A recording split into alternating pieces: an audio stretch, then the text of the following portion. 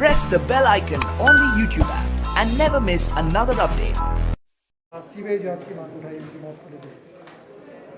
देखिए, विपक्ष को अपनी बात कहने का अधिकार है, उसमें मैं कोई टिप्पणी करना नहीं चाहता, लेकिन इतना जरूर देखना चाहिए कि अभी हाल ही में ये घटना घटित हुई है, परिवार अभी सदमे में है, सदमे से बाहर नहीं आया है और राम स्वरूप जी की मृत्यु दिल्ली में हुई है, वहाँ एफआईआर दर्ज हुई है। क्राइम ब्रांच ने इन्वेस्टिगेशन का प्रोसेस वहाँ पर जो है वो शुरू किया है।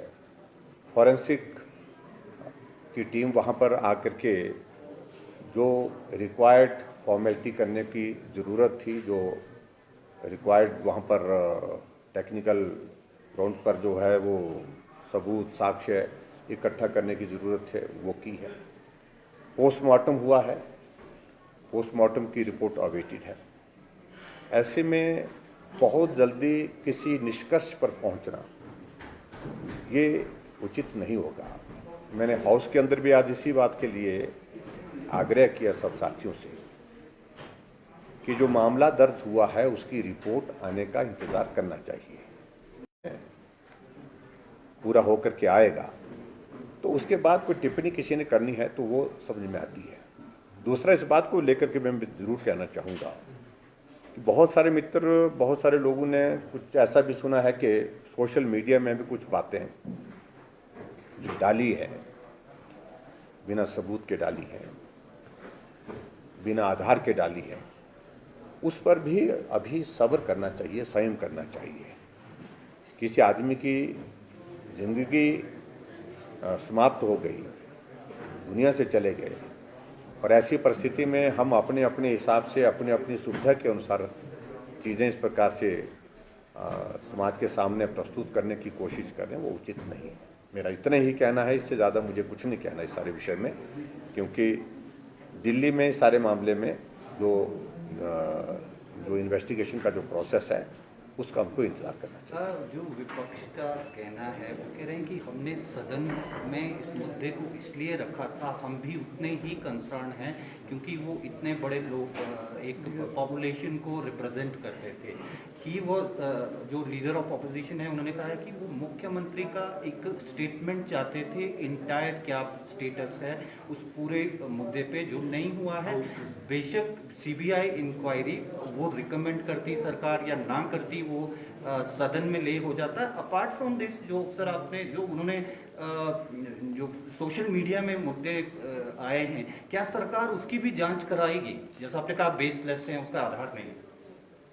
निश्चित रूप से जो सोशल मीडिया में गलत तथ्यों के आधार पर कुछ बातों का अगर जिक्र होगा तो उसमें हम मालूम करेंगे और अगर आवश्यक होगा तो कार्रवाई करने की जरूरत पड़ेगी तो कार्रवाई भी करेंगे। और ये सोशल मीडिया को ये अधिकार नहीं है कि वे किसी के बारे में कुछ भी इस प्रकार से वो लिख दें। सर, पड़ोसी राज्य उत्तराखंड में पत्रकारों को फ्री वैक्सीन लगाने के निर्देश जारी किए गए हैं, तो हिमाचल प्रदेश में क्या इससे संबंधित कदम उठाए जाएंगे? आपने प्रस्ताव रखा है और इस पर हम विचार करेंगे। सर, प्रश्न ये नहीं है कि पत्रकारों को फ्री वैक्सीन लगे या नहीं लगे, लेकिन प्रश्न ये है कि क्या पत्रकारों को फ्रंटलाइन वॉरियर्स में जो है रखा जाता है या नहीं रखा जाता है? आप उस श्रेणी के करीब हैं, बहुत करीब हैं, और मेरा मानना है कि पत्रकार हमेशा समाज के बीच में होते हैं, काम करते हैं और भीड़ वाले इलाके में भी जाते हैं और कोविड के संक्रमण की हमेशा संभावना रहती है। जो सुझाव दिया है इस बात पर विचार करेंगे। सर, कोविड के मामले पिछले 2-3 दिनों से बढ़े हैं, तो क्या रिस्ट्रिक्शन लगाई जा सकती है? आज कैबिनेट हुई है। स्वाभाविक रूप से आज हम देख रहे हैं इन सारी बातों पर कि कोविड के मामलों में पिछले दिनों काफ़ी बढ़ोतरी हुई है और लगातार बढ़ोतरी हो रही है, और उसमें ये भी हमको देखने को मिला है कि कुछ लोगों की मृत्यु भी हो रही है। 1-2 मामले इस प्रकार के आ ही रहे हैं। ऐसी परिस्थिति में आज कैबिनेट पर चर्चा करेंगे, चर्चा करने के बाद कुछ निर्णय करने की दिशा में आगे बढ़ सकते हैं। सर, मैडी मेले को भी स्वीकृति मिल गई एसओपी के।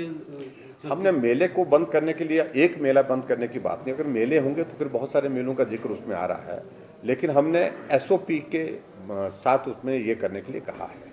और मैं कोशिश करूंगा, पंजाब के मुख्यमंत्री जी से भी निवेदन करूंगा कि इन दिनों में इस प्रकार के त्योहारों में जो लोग धार्मिक आस्था के साथ जो है वो बड़ी संख्या में इकट्ठा होकर के हमारे वहाँ पर आते हैं उसमें कुछ वो भी मदद हमारी करें।